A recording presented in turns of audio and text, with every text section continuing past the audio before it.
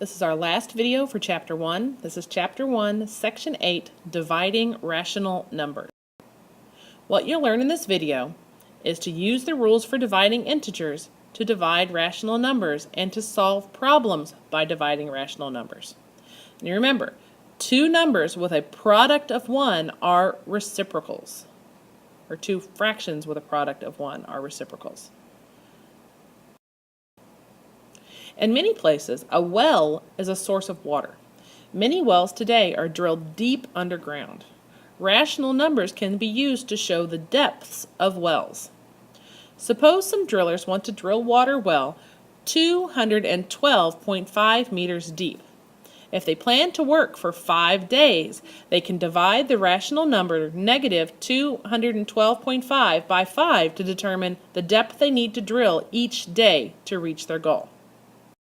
It's a key concept box. Please copy it into your notebook for dividing rational numbers. You already know how to divide integers. So if two numbers have the same sign, the quotient is positive. If two numbers have the opposite sign, their quotient is negative. So let's look at an example of dividing rational numbers with the same sign. So we want to find 2.064 divided by 0.24. We know the second number goes on the outside and the first number goes on the inside. So that gives me 0.24 on the outside and 2.064 on the inside.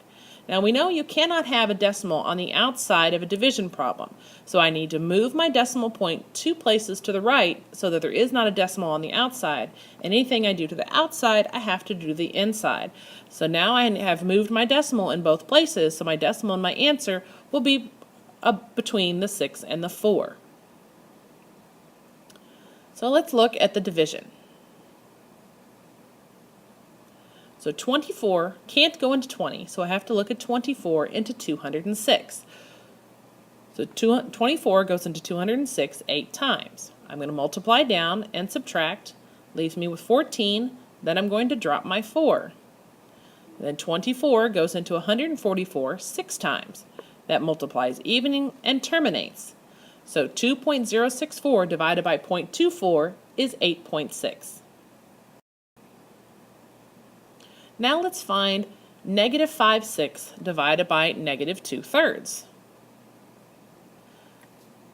So to divide a fraction, I know I have to change my operation from division to multiplication, and I need to flip my second fraction. So instead of having negative 5/6 divided by negative 2/3, I now have negative 5/6 times negative 3/2.